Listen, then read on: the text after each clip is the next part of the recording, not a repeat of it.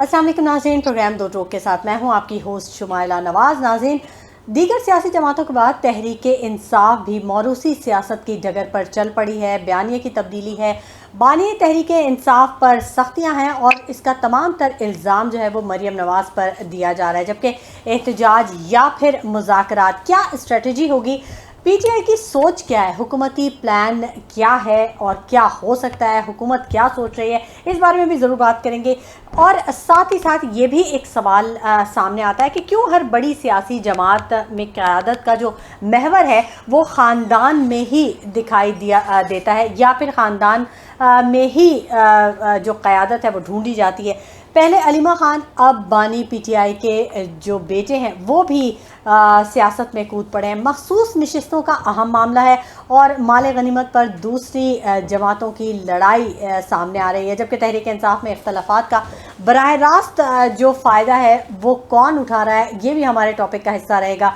हर गुज़रते दिन के साथ जो हुक्मरान इत्तेहाद है उसमें गलत फहमियाँ नज़र आ रही हैं और शायद वो इत्तेहाद टूटता हुआ नज़र आ रहा है। ये आज के टॉपिक्स हैं जिन पर हम बात करेंगे। और अच्छी बात यह है कि हमें ज्वाइन कर चुके हैं इकबाल अडवाणी साहब, तज्ज़ियाकार हैं। खुशामदीद कहेंगे इकबाल अडवाणी साहब को। अस्सलाम वालेकुम।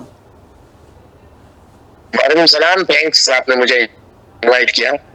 जी इकबाल साहब, आपका भी बहुत शुक्रिया कि आपने वक्त दिया हमें। जो मुल्की सियासी मंजरनामा है उस पर ज़रा रोशनी डालिएगा। जो बड़ी जमातें हैं क्यों ये मौरूसी सियासत की तरफ जा रही हैं, और अब पीटीआई जो कि मौरूसी सियासत की बड़ी सख्त मुखालिफ रही है, अब सूरत बदल रही है। जी, मेरी आवाज़ नहीं आ रही आपकी? मेरी आवाज़ पहुंच रही है? ड्रॉप हो रही है। ठीक है, मैं ये आपकी आवाज़ ड्रॉप हो रही है, नहीं आ रही। हेलो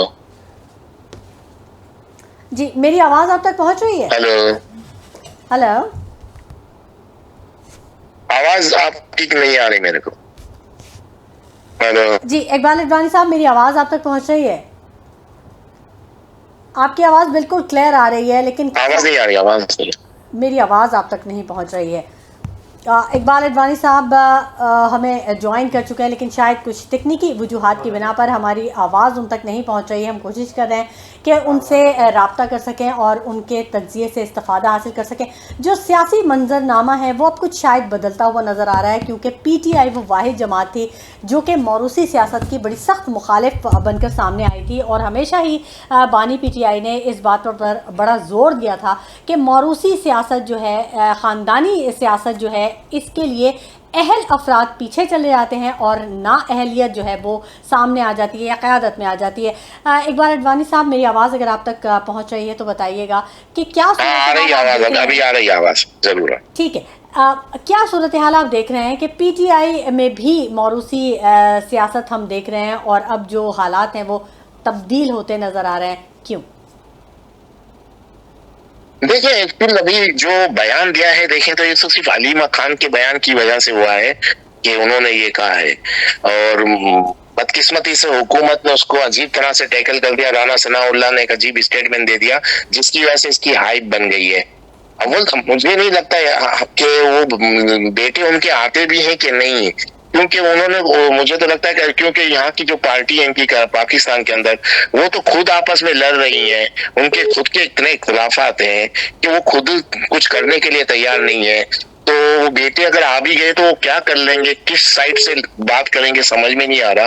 और जहां तक मेरा एक अंदाजा है, कोई भी माँ उनको भेजेगी नहीं इस तरह के। यहाँ पर पाकिस्तान के जो सिक्योरिटी के हालात हैं और जो पाकिस्तान की सियासत है, तो ऐसे माहौल में कोई अगर भेज देता है इनको, तो मुझे तो नहीं लगता कहाँ है। अगर इन केस आ भी गए तो वो कोई अफेक्ट तो नहीं पहुंचा सकते। अब रहा सवाल के मौरूसी सियासत, तो वो तो सिर्फ अलीमा खान के स्टेटमेंट की वजह से हुआ है, उन्होंने कहा है, बाकी तो किसी ने कंफर्म भी नहीं किया। और वो भी मुझे लगता है कि उनकी एक अलग सोच है, क्योंकि पीटीआई में दो, यानी समझे अलीमा खान वर्सेस बुशरा बेगम, और वो चाहती हैं कि अगर मेरे साथ इमरान खान के बेटे खड़े हो गए तो मेरा इमेज बढ़ जाएगी, मेरी पावर बढ़ जाएगी। उस हिसाब से इन्होंने ये स्टेटमेंट दिया और हुकूमत ने कुछ बयान देकर उसको हाइप दे दी है। तो मुझे तो नहीं लगता आए, अगर आए भी तो वो कुछ नहीं कर सकते, क्योंकि इतने सालों से तो ये तहरीके चला रहे हैं, सब तो फेल हो गई। ना पंजाब से कोई लोग निकल रहे हैं, ना इनके जो लोग हैं वो नहीं निकल रहे, और जो इनके लोग जेलों में बंद हैं वो कहते हैं कि डायलॉग करो, बाकी जो बाहर है वो कह रहे हैं डायलॉग करो। और तहरीक तो खैर मुझे नहीं लगता चल पाएगी, और अव्वल तो मुझे तो लगता है बच्चे आएंगे भी नहीं, अगर आ भी गए तो तहरीक नहीं चलेगी। बाकी रहा, आपने एक सवाल किया कि मरूसी सियासत, देखिए पीटीआई ने तो अब जितनी भी चीजें की है हर जगह यू टर्न लिया है, वो तो एक बात पे कभी खड़े ही नहीं रहते है। तो पीटीआई से तो आप कोई भी चीज एक्सपेक्ट कर सकते हैं, वो कहें कुछ करते कुछ है, कुछ भी कर सकते हैं अपने फायदे के लिए। खान साहब तो कुछ भी हद तक जा सकते हैं, उसको तो आप भूल जाएं। अगर इनको लगेगा कि मेरे बच्चों की वजह से मुझे फायदा होगा तो वो जैसे जैसे बुलाने की करेंगे, उनको चीज भी सौंप देंगे, लेकिन पॉसिबल नहीं है, क्योंकि इनके बच्चों में इतनी, क्या मुझे तो नहीं लगता कोई इतनी ट्रेनिंग भी हुई है। तो आई थिंक कि आएंगे नहीं, आएंगे तो कुछ कर नहीं पाएंगे। अच्छा, बस शर्त यह है कि पर हुकूमत इस तरह के बयान देके माहौल को गर्म करके एक इमेज बना दे और मीडिया में एक बहस शुरू हो जाती है। अव्वल तो राना सनाउल्लाह को इस तरह की बात करनी ही नहीं चाहिए कि आएंगे तो हम गिरफ्तार कर लेंगे, नहीं ये कर लेंगे। पता नहीं किस तरह से ये वजीर क्या क्या बोल देते हैं, इनको खुद को समझ नहीं है, माहौल को ये खुद खराब कर रहे हैं। ऐसा कुछ भी नहीं होगा जो मीडिया में बात हो रही है। तो देखिए वालिद वानी साहब, क्यों ये कंट्रोवर्शियल बनाया गया ये बयान, क्यों इसको इस तरह से टैकल किया गया कि लोगों के जहनों में कंफ्यूजन आ जाए? तो इसके पीछे जाहिर है वो एक ओहदे पे मौजूद हैं राना सनाउल्लाह, अगर आप ये बात समझ रहे हैं तो और लोग भी इस बात को समझेंगे। तो किस सिनेरियो में कुछ थोड़ा सा इस पर ज़रा रोशनी डालिएगा कि क्या गुज़िश्ता जो उनकी सियासत है उस पस मंज़र के तहत भी ये बयान आया है? देखिए एक्चुअल प्रॉब्लम क्या है, हमारे यहाँ पाकिस्तान में हर कोई अपना नंबर बनाने के लिए आगे आ जाता है। ये जो मिनिस्टर हैं, ये जो नून लीग है, जो गवर्नमेंट है, ये भी एक दूसरे से मतलब एक दूसरे को आगे पीछे करने, यानी एक दूसरे से सब तक ले जाने की बातें करते रहते हैं। इस वजह से इस तरह स्टेटमेंट आ जाता है। कभी ख्वाजा आसिफ साहब ऐसे बयान दे देते हैं जिसका कोई मकसद नहीं है, सिर्फ नून लीग को नुकसान होता है। अभी राना सनाउल्लाह ने जो कहा, इसका सिर्फ गवर्नमेंट को नुकसान है, कोई फायदा नहीं है। अगर हम ये सोचेंगे बहुत काबिल लोग हैं, ऐसी गलती क्यों करते हैं, तो ये इतने काबिल नहीं है जितने हमको लगते हैं। ये अपने आप को फ्रंट पे लाके बात करना चाहते हैं कि कोई इशू बने और जिसमें मेरा जिक्र ज्यादा हो। मुझे तो यही लगता है, वरना कोई मकसद नहीं है इस तरह की बात करने का। जब देखें पूरा दिन राना सनाउल्लाह हो रहा है ना, बस ये चाहते ही है कि यही हो। मुझे लगता है इसलिए वो चीजें बोल देते हैं जिससे गवर्नमेंट को भी नुकसान होता है। मैंने कितने मिनिस्टरों को इंटरव्यू देखे हैं, कितने मिनिस्टर अचानक कोई स्टेटमेंट दे देते हैं खुद अपने आप को बस मीडिया में लाने के लिए, जिसका सिर्फ उनकी पार्टी को नुकसान ही होता है। और आप देख लेना, इनके इस बयान से सिर्फ नुकसान होगा, बाकी कुछ भी नहीं होगा। अव्वल तो बेटे आएंगे नहीं, अगर आएंगे तो वो कुछ कर भी नहीं पाएंगे, ये भी आप देख लेना। क्योंकि पीटीआई खुद आपस में इतने इख्तलाफात है, इतने झगड़े हैं कि उनका खुद का ही प्रॉब्लम चल रहा है। ऐसे में अगर गवर्नमेंट खाली खामोशी से बैठे तो मुझे लगता है आपके सामने सब चीजें आ जाएंगी, पीटीआई कुछ नहीं कर सकेगी। ये आपने दुरुस्त फरमाया कि ये जो एक सियासत में एक चीज़ आ गई है कि खबरों में इन रहने के लिए कोई ऐसा बयान दे दिया जाता है जिससे पार्टी को खुद नुकसान हो जाता है और फिर बाद में वो उसका खमियाजा भी पार्टी भुगतती है। खासी मरतबा ये चीज़ें सामने आ चुकी हैं। तो अब जो आपने बात की कि पीटीआई के अंदरूनी इख्तलाफात को किसको फ़ायदा होगा? क्या ये वही वाली सियासत दोबारा से सामने आएगी कि आपसी इख्तलाफात जो हैं वो मुस्तकबिल में बानी पीटीआई के हवाले से नुकसानदेह साबित होंगे? देखिए इनके इंटरनल जो प्रॉब्लम्स हैं, पीटीआई के जितने भी प्रॉब्लम्स हैं, अगर आप समझ रहे हो, इनके आपस में लड़ाई झगड़े, इसका फायदा जो सबसे ज्यादा हो रहा है वो हो रहा है नून लीग को।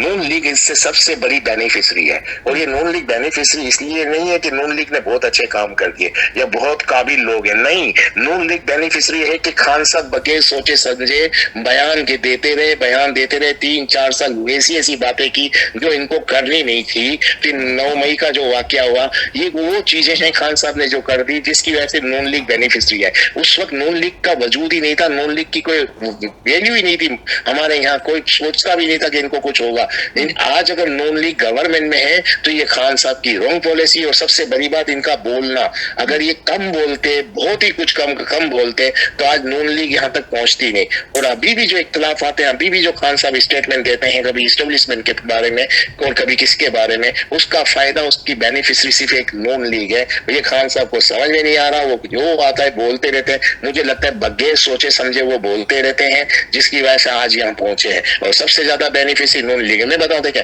पंजाब में इनकी गवर्नमेंट आ रही है, इनको मौका मिल गया पंजाब में काम करने के लिए। अगर आप क्या समझती है, मरियम नवाज ने अगर डिलीवर कर दिया तो पीटीआई तो पंजाब से आउट हो जाएगी, बल्कि हो गई होगी, क्योंकि आज का पंजाब का रहने वाला तो नून लीग की गवर्नमेंट को, पंजाब की और पीटीआई की गवर्नमेंट जो उस्मान बुज़दार की थी, उससे कंपेयर करेगी। तो उससे अगर आप कंपेयर करो तो नून लीग तो ले गई बाजी। तो ये सब खान साहब की गलत पॉलिसी, बगैर सोचे समझे बोलना, और इतनी स्पेस दे दी नून लीग को कि आज वो पावर में आती जा रही है। और एक और चीज, इंडिया पाकिस्तान की जंग के बाद अब ये सब भूल जाए पीटीआई वाले कि अमेरिका से कोई कॉल आ जाएगी या कोई गवर्नमेंट, यूके की गवर्नमेंट हो जाएगी, या दुनिया की कोई और गवर्नमेंट, मिडिल ईस्ट से कोई कंट्री फोन करेगा, सवाल ही पैदा नहीं होता। क्योंकि आप यकीन करें कि जो इंडिया की वॉर के बाद पाकिस्तान की पोजीशन बहुत चेंज हो गई है वर्ल्ड वाइज। कोई मुल्क इंटरफेरेंस नहीं करेगा खान साहब के मामलात में। अब इनके बेटे आ जाएं कि कोई कुछ भी कर ले, कोई इन्वॉल्व नहीं होगा, क्योंकि पाकिस्तान का मयार इंटरनेशनल लेवल पे बहुत ऊपर चला गया है। और खास करके अमेरिका, यूके से सवाल ही कभी कोई कॉल नहीं आएगी। और पाकिस्तान के एस्टेब्लिशमेंट आज जितनी पावरफुल है, आज जितनी इनकी इमेज दुनिया में अच्छी हो गई है, पूरी दुनिया इनसे बात करना चाहती है। मुझे लगता है पाकिस्तान की हिस्ट्री में ऐसा कोई वाकया नहीं हुआ जब पाकिस्तान की गवर्नमेंट और पाकिस्तान की एस्टेब्लिशमेंट इतनी पावरफुल हो इंटरनेशनल लेवल पे। तो आप भूल जाएं कि कोई बाहर से आएगी कॉल, और ये पीटीआई वाले हर वक्त ये सोचते हैं यहाँ से कॉल आएगी, वहां से कॉल आएगी, कहीं से कॉल नहीं आएगी खान साहब के लिए। और अगर ये चाहते हैं कि कुछ इनको मिले तो इनके पास एक ही हल है, खुद अपनी पार्टी में यूनाइटेड हो जाएं और गवर्नमेंट के जरिए मुज़ाकरात करें, और फिर गवर्नमेंट के बाद गवर्नमेंट के जरिए इस्टेब्लिशमेंट से मुज़ाकरात हो। यही एक रास्ता है, दूसरा कोई रास्ता नहीं है। इकबाल साहब, आपको नहीं लगता कि पीटीआई के अपने रहनुमाओं के कई बयानात जो हैं वो बड़े मुतनाज़ हैं? बड़ा कंट्रोवर्शियल बयान उन्होंने दे दिया, बैरिस्टर गौहर ने भी दिया और इससे पहले भी कई रहनुमाओं ने दिया। तो ये तो सिर्फ बानी पीटीआई के नहीं, बल्कि इनके अंदर खुद भी अप्रोच का फुकदान नजर आता है। मैं यही कह रहा हूं कि इनके खुद के प्रॉब्लम ज्यादा हैं, और सबसे ज्यादा प्रॉब्लम खान साहब में है। खान साहब कभी क्या कहते हैं, एक लीडर जाता है मिलने के लिए, उसको कुछ कह देते हैं, दूसरा जाता है उसको कुछ और कहते हैं, कुछ दिन बाद खान साहब का दिमाग सोच चेंज हो जाती है, तीसरे को कुछ कह देते हैं। आज पीटीआई अगर आपस में लड़ रही है, पीटीआई की नीचे की सेकंड लीडरशिप के झगड़े जो हैं, उनकी रिस्पॉन्सिबिलिटी एक ही आदमी को जाती है, वो है खान साहब खुद। खान साहब ने ऐसे बयान दे दिए, किसी को क्या किसी को कुछ, यानी किसी को इम्पोर्टेंस ही नहीं देंगे। आपकी जो वर्किंग क्लास है, जो बाहर काम कर रही है, उनको आप अहमियत ही नहीं देंगे, उनके बारे में भी आप कुछ भी बोल देंगे, कभी उसको साइडलाइन कर दिया, कभी इसको साइडलाइन कर दिया। तो कैसे किसी को ट्रस्ट नहीं है खान साहब के ऊपर। खान साहब की जो सेकंड लीडरशिप है, या खान साहब की जो लीडरशिप बाहर काम कर रही है, जो पाकिस्तान के अंदर है, उनमें किसी को भी खान साहब पे ट्रस्ट नहीं है। वो खुद कंफ्यूज है। बाहर बैठे हुए हैं, सोशल मीडिया चला रहे हैं, उनको पाकिस्तान तो आना नहीं है। पाकिस्तान में ये जो लोग हैं ये फेस कर रहे हैं, और इनको प्रॉब्लम्स हैं जो खान साहब तो पता ही नहीं चलता, और क्या क्या बोल देते हैं। ये सोचते नहीं है खान साहब कि मेरे स्टेटमेंट जो मैं बयान दे रहा हूँ, जो बाहर बैठी हुई है लीडरशिप, उसको फर्क नहीं पड़ता। जो पाकिस्तान में बैठी हुई है वो उनको प्रॉब्लम ही प्रॉब्लम है, और वो जितने प्रॉब्लम में पाकिस्तान में रहने वाले जो पीटीआई वाले हैं अगर फेस कर रहे हैं, तो उसकी रिस्पॉन्सिबिलिटी एक ही आदमी को है, वो खान साहब खुद है। ठीक है, आपको नहीं लगता इकबाल साहब के शख्सियत परस्ती ने भी बहुत नुकसान पहुंचाया पीटीआई को?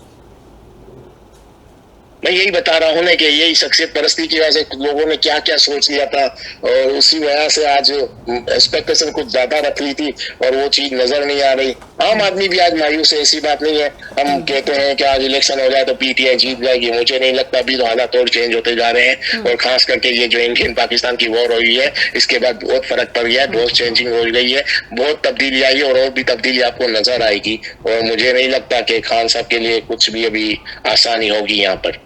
अच्छा, ठीक है। अच्छा, ये जो आजकल ख़बरें आ रही हैं कि बानी पीटीआई पे बड़ी सख्तियां की जा रही हैं, और कई इनके रहनुमाओं की जिनकी मुलाकातें हुई हैं, या जिनकी नहीं भी हुई हैं, उनके बयानात भी बड़े सख्त बयानात आए हैं कि हमें मिलने नहीं दिया जा रहा, और जो मिल के आए हैं वो कहते हैं कि बहुत ज़्यादा सख्तियाँ। अलीमा खान का बयान भी सामने आया कि वज़न कम के बारे में जब सवाल किया तो उन्होंने कहा कि 22 घंटे मुझे कैद तन्हाई में रखा जाता है।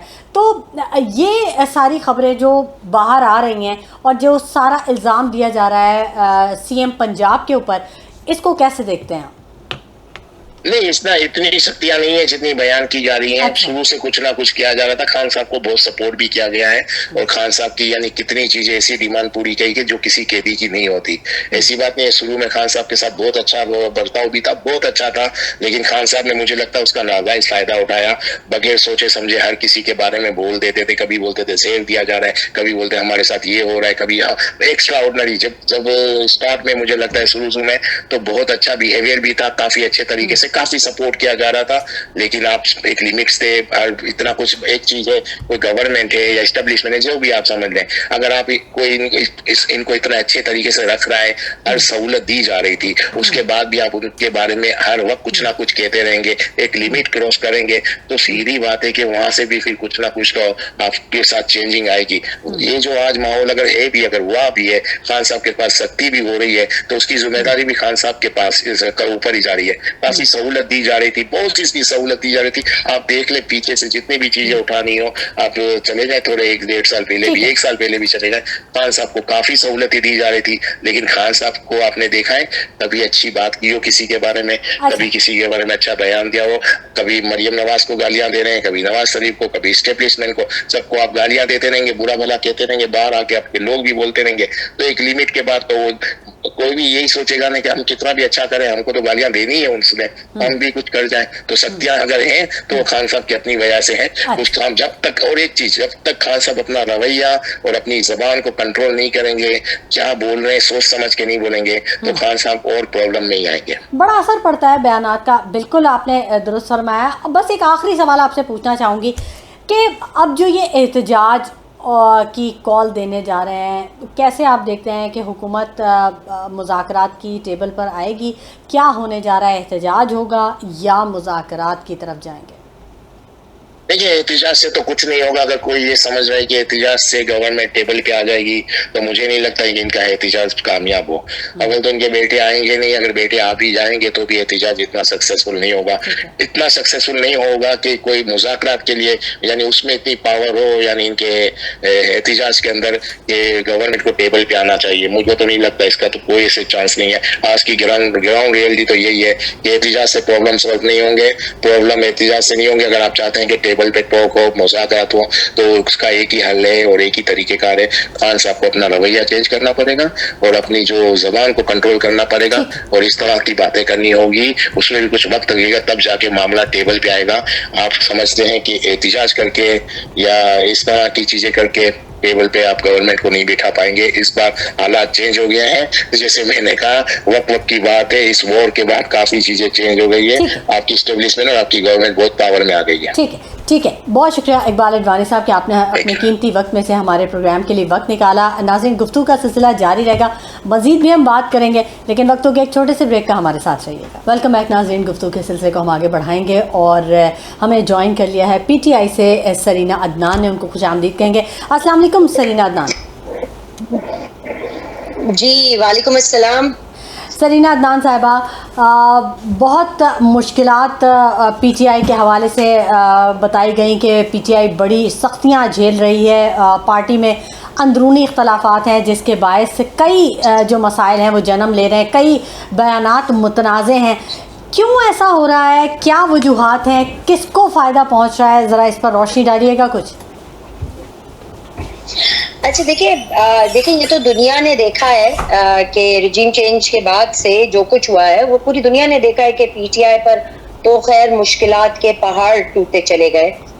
बेसिकली PTI पे क्या, पाकिस्तान के निज़ाम इंसाफ पर पहाड़ टूटे हैं, और जो नापैद नजर आ रहा है इंसाफ और आइन के, जिस तरीके से आइन की धज्जियां उड़ाई गई हैं, मुख्तलिफ आप देख लें, जैसे अदालतों के फैसले आए, इलेक्शन कमीशन के मामला, सारी चीजें निशान छिनने से लेके तो जो तारीख में कभी नहीं हुआ है, सियासी जमहूरी तारीख में दुनिया की, वो पाकिस्तान में हुआ। और पीटीआई ने और इसके जो तमाम मेंबरान हैं उन्होंने फेस किया है। बहरहाल बयानात मुतनाज़े बिल्कुल भी नहीं है, बिल्कुल क्लियर एक हमारी, हालांकि इतनी मुश्किलात हैं कि जिसकी हद नहीं, मगर बहुत जबरदस्त तरीके से एक जमहूरी एक सियासी तरबियत हुई है। और ये कोई मामूली पार्टी नहीं है, ज़ाहिर 30 साल होने को आ जाएंगे इस पार्टी को, और ये मुल्क की वाहिद वो पार्टी है जो कि सही बुनियादों पर परवरिश पाई है जिसने। तो बिल्कुल मुश्किलात झेली भी हैं, लेकिन बिल्कुल मुत्तहद हैं, और कोई ऐसी वो नहीं है, इस मुश्किलात को इत्तेहाद के जरिए ही हम झेल रहे हैं जी। अच्छा सरीना, एक बड़ा मौक़िफ़ था पीटीआई का कि मौरूसी सियासत की बड़ी मुखालफत की थी पीटीआई ने, लेकिन अब हम देख रहे हैं कि पीटीआई भी दूसरी सियासी जमातों की तरह मौरूसी सियासत की डगर पे ही जा रही है। पहले अलीमा खान साहिबा थीं, अब फिर बुशरा बीबी थीं, फिर अब पीटीआई बानी पीटीआई के जो बेटे हैं वो ज्वाइन करने जा रहे हैं। तो हक़ाइक़ क्या है? अच्छा देखिए, बिल्कुल मैं आपको ये बताती चलूं कि देखिए, सियासत एक अलग चीज है और तहरीक अलग चीज है। अभी आपने जितने भी रिश्तों के नाम लिया, आप मुझे बता दें क्या इनका कोई सियासी ओहदा है, या कोई दूसरी जो हमारी जो नून लीग है और जो दूसरी पीपल्स पार्टी है, जिस तरीके से इन्होंने वजारतें भी बांटी, ओहदे तो बहुत दूर की बात है तंजीम के, जिस तरीके से इन्होंने वजारतें रिश्तेदारों में बांटी, हमारे लीडर इमरान खान, उनके कभी भी इस तरह नहीं हुआ है। वो उनका जब दौरे हुकूमत आया, उसमें उनके किसी भी खून के रिश्ते को कोई भी इस तरह की कोई प्रिविलेज नहीं मिली है, ना दी गई है। अब मैं आपको बताती चलूं, देखे इस वक्त जो है ना, बहुत खतरनाक नहज पे मामला पहुंचे में। अच्छा। हमारा लीडर जो है, हमारा कायद, इस वक्त जेल में, ठीक है। अब दो देखें, 3 कुव्वतें हैं इस वक्त, ये देखा जाए तो। क्या जो जमहूरी अमल होता है, जो जमहूरी कुव्वत है, एक अवाम का होता है, ठीक है, एक सियासी तंजीम का होता है, और एक और कुव्वत भी होती है जो कि आपके खानदान की होती है, ठीक है। अब वो इतनी, मतलब जाहिर है जब सारी हदें पार कर ली गई हैं, एक तहरीक में तो शामिल देखें अवाम भी होगी। अभी अवाम तो मौजूद सियासत, या वो मैं हूं अगर तंजीम में, मेरे रिश्तेदार भी उस तहरीक में उठ कर आएंगे, ठीक है, मेरे रिश्तेदार भी आएंगे कि जब निकलना है, जाना है, पब्लिक है ना, उनका ओपिनियन है, उनका वोट चोरी हुआ है, उनके बहुत सारे मसाइल है, पब्लिक को भी पता है कि वो कितनी पिस रही है, एक मुल्क का निजाम। सरीना साहिबा, लेकिन कुछ नामों को, सरीना साहिबा, ठीक है सरीना साहिबा, कुछ नामों को ओहदे की जरूरत नहीं होती है। मामला फहमी है, अलीमा साहिबा बहन है उनकी, लेकिन आपने उनकी गुफ्तगू देखी और सुनी है, वो कितनी मामला फहम खातून है, जिस मुदब्बिर तरीके से वो, जो उन्हें देखे जिस तरीके से मिलने भी नहीं दिया जा रहा, जो जेल के जो एक आम कैदी को सहूलियात होती हैं, वो तक मुल्क के एक साबिक वजीर आजम को मैसर नहीं है, मौलिज नहीं है। एक छोटे से कमरे में उनको, जो एक 6x6 का जो कमरा होता है, जिसमें चलना फिरना भी नहीं मुश्किल हो, तो 23 घंटे मुक़ीद रखा जाता है।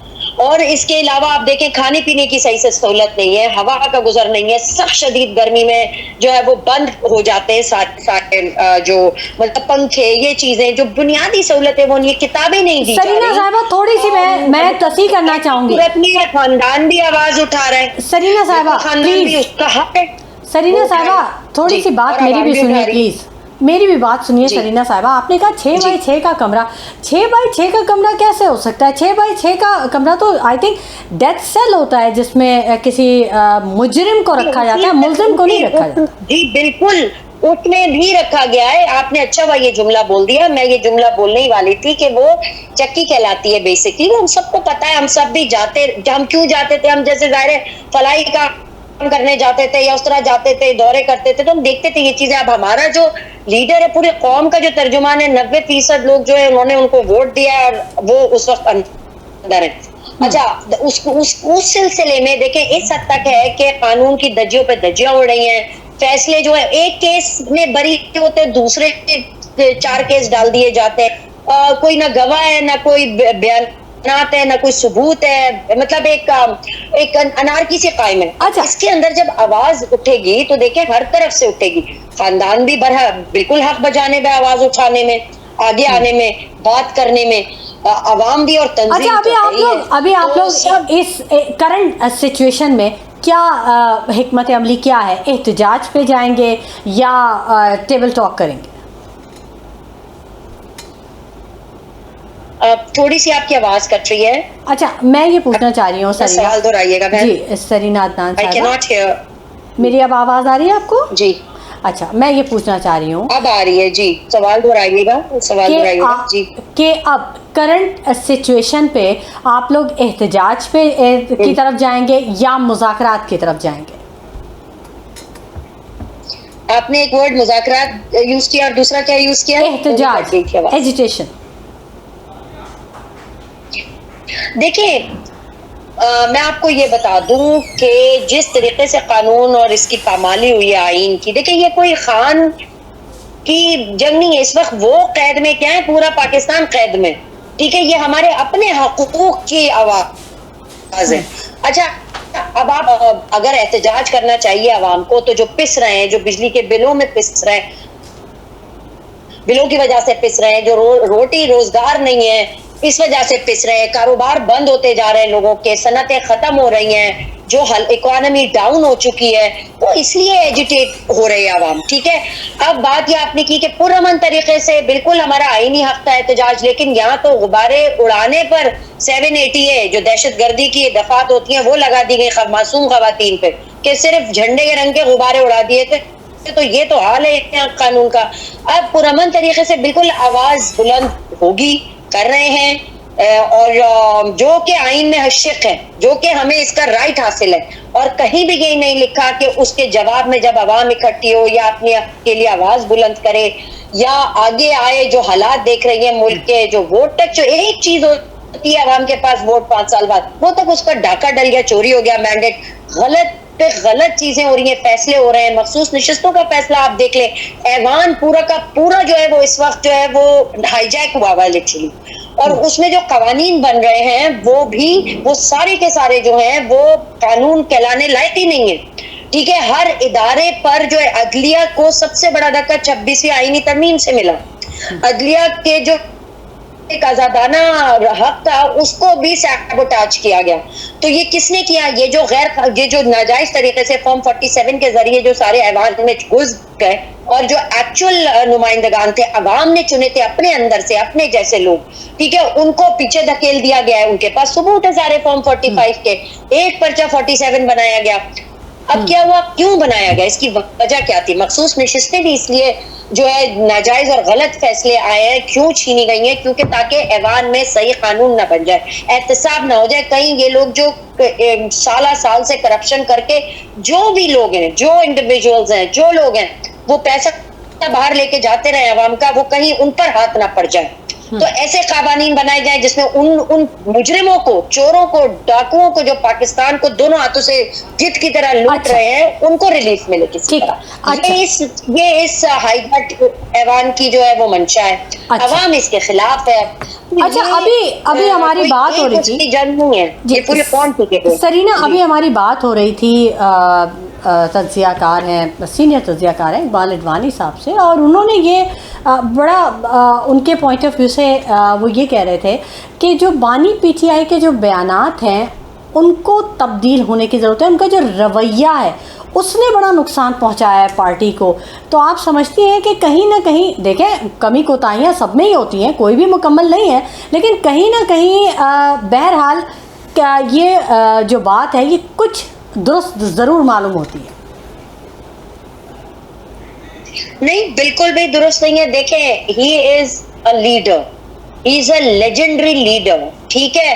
उन्होंने ही ये जो एक बीज बोया था 30 साल पहले एक पार्टी का, वो अब पूरे दरख्त में शाखें फैल चुकी है। यकीन जाने आप गिलगित बल्तिस्तान जाए, मैं तो वहाँ सियाचिन से लेके तो ये कराची का जो पहला हल्का है पाकिस्तान का समंदर, समझे एने जो हमारा जो ये है इसका क्लिफ्टन डिफेंस का, आखिरी जो है सियाचिन है। मैं ये सारी जगह जा चुकी हूँ, काम कर चुकी हूँ, देख चुकी हूँ जिस तरीके से अवाम जो है वो इमरान खान ने जो उनका जो नजरिया है और जो जिस तरह उन्होंने पार्टी को परवान चढ़ाया है, ये मॉडल है लिटरली। और ये इसको फॉलो आवाम ऐसे ही नहीं कर रही है, बल्कि बैनुल अक़वामी सतह पर भी पीटीआई जो है इन्हीं की डायरेक्शंस की वजह से, इन्हीं की गाइडेंस की वजह से, की वजह से जो है वो दुनिया की चंद बड़ी पार्टियों में से एक बनी है। ठीक है, तो लेकिन इसके बावजूद आप उनकी बातें सुन लें। ठीक है, इसके बावजूद 20 साल पहले भी वही थी, मसलिहत से पाक थी।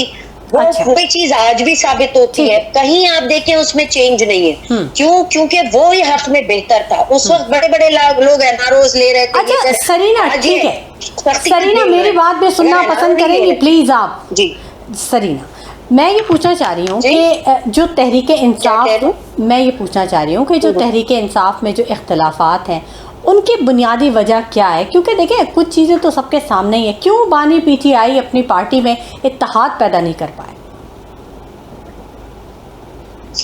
अच्छा देखिए, मैं आपको ये बताऊं, हमारी पार्टी जाहिर है, मैं वाज़ेह बोलूंगी कि मौरूसी पार्टी नहीं है जहां पापा या फुप्पो या बाजी या आंटीज जो है ना वो आ जाए अचानक से और पुराने जय्यद सियासतदान जो वो ठीक है तो उनके पीछे, यानी कल को जो पोता भी पैदा होगा उन्हें पता है उन्होंने उसकी गुलामी करनी है और जो वो कह देगा वो कानून है, जो वो कह देगा उसके आगे उफ नहीं करनी है। ये है जमहूरी पार्टी। पीटीआई जमहूरी पार्टी है। इसमें आप हमारे जैसे लोग आए हुए भी हैं और आगे भी आए, बड़े भी हैं, अलग अलग मकतबा फिक्र के लोग हैं, अलग अलग सोच के लोग हैं। फिर वो सही मायनों में जो एक्चुअल जेन्युइन है तो वो अपनी राय भी रखते हैं। इख्तिलाफ जो है ना, इख्तिलाफ राय जो है वो जमहूरियत का हुस्न होता है। मेरी मतलब आपकी इस बात को समझे। और हमारे यहाँ बिल्कुल आपस में लेकिन हम अपनी पार्टी की बातें हम बिल्कुल बाहर नहीं लेकर आते। कोई बाहर नहीं लेकर आता। अंदरूनी तौर पर अगर कोई वो तो ज़ाहिर मुशावरतें भी होती हैं, उसमें कोई कुछ कहेगा कोई कुछ कहेगा, लेकिन इवेंचुअली जो एक काबीना या शूरा का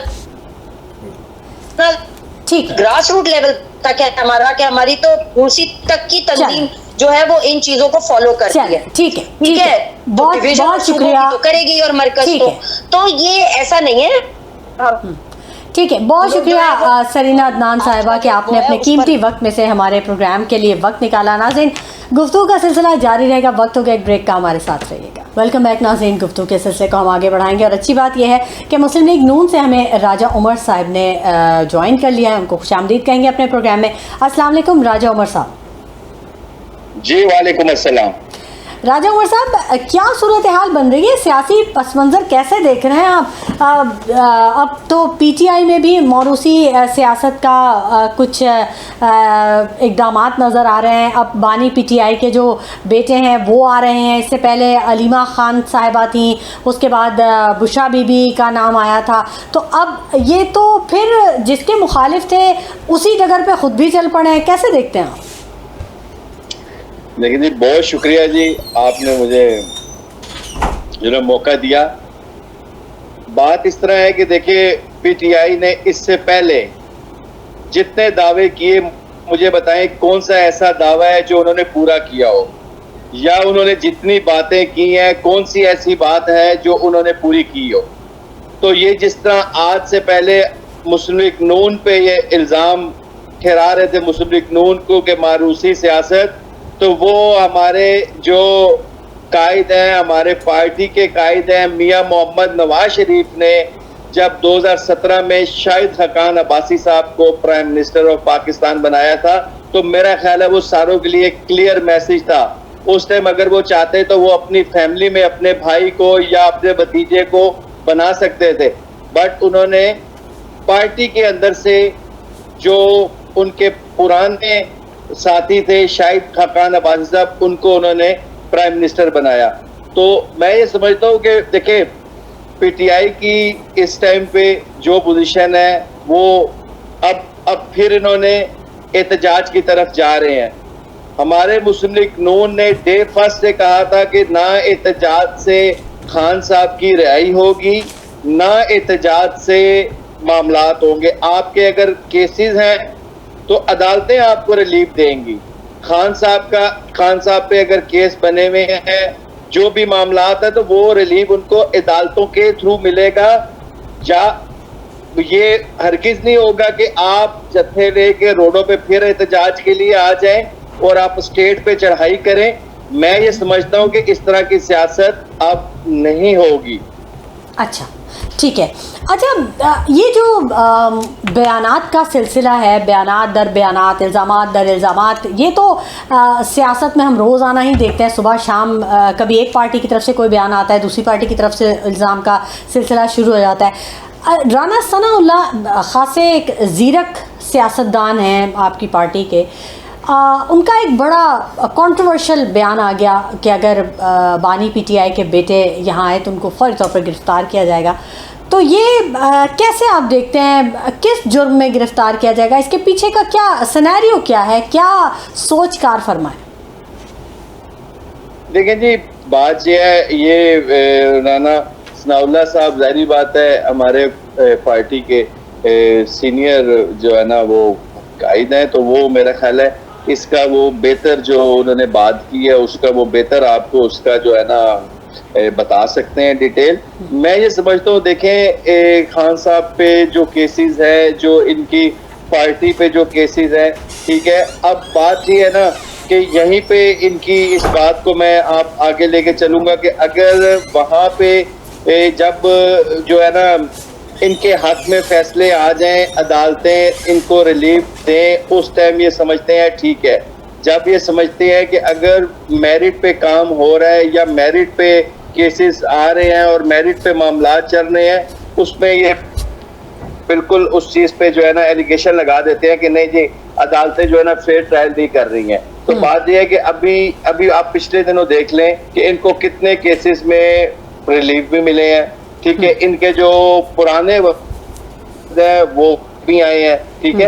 बात करने का मकसद ये है कि डे फर्स्ट से हम इनको ये समझाना चाह रहे हैं और राना साहब भी ये कहना चाह रहे हैं, देखिए किसी अगर वो पाकिस्तान आते हैं या पाकिस्तान आके वो जनाब लोगों को यहाँ पे जो इनके वर्कर हैं उनको इश्तियाल कर दिलाते हैं या फिर जो है ना एक एहतजाज की शक्ल में, देखें एक ये मैं चीज वाज़िया बता दूं, मुस्लिम लीग नून एक जमहूरी जमात है, मुस्लिम लीग नून एहतजाज से हरगिज नहीं मना करती, एहतजाज करना जमहूरियत का हुस्न है। मैं ये समझता हूँ कि मुस्लिम लीग नून अगर एक अब इस्लामाबाद में अगर ये कहते हैं जी हमने एहतजाज करना है तो वो इस्लामाबाद की हम एक इनको जगह देते हैं भी यहाँ पे आप एहतजाज करें।